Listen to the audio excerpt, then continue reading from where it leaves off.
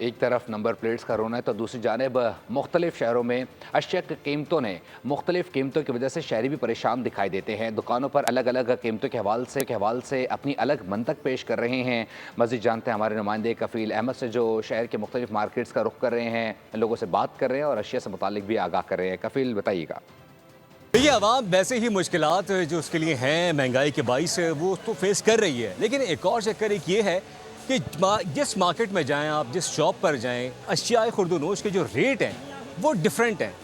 अब ये चीनी यहाँ मौजूद है, अगर हम बात कर लें डिफरेंट मार्केटों के अंदर, कहीं एक 85 है, कहीं एक 90 है। यहाँ सदर से मालूम किया मैंने अभी, तो इसके जो रेट हैं वो 180 जो है वो फ़ी किलो के हिसाब से हैं। इसी तरह अगर हम दालों की बात कर लें तो ये जो मूंग की दाल है 360 है। एक शहरी मौजूद है आका साहब।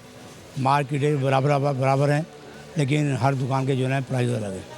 अब जब उनसे कहा जाता है तो वो कहते हैं वहाँ से इतने की लाए, वहाँ से इतने की लाए, ये उनकी अपनी प्रॉब्लम है।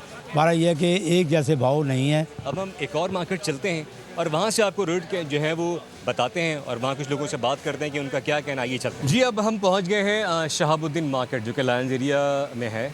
ये दाल मूंग की दाल है, जो मैंने अभी मालूमात नहीं है, 400 है यहाँ। वहाँ मैंने आपको बताई थी कितनी, 360 की।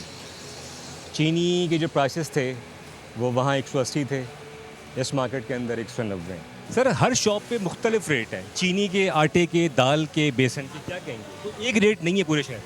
तो ये भी होता है ना, किसी क्वालिटी का भी मसला होता है, या क्वालिटी का भी फ़र्क होता है, किसी की कम हल्की क्वालिटी होती है।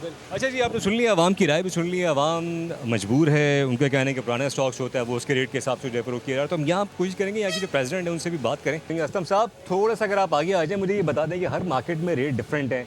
एम्प्रेस मार्केट में कुछ और थे, यहाँ चीनी की कीमत जो है वो तकरीबन 10 रुपये का फ़र्क है। दालों में भी ऐसा ही है, आटे के अंदर भी ऐसा ही है।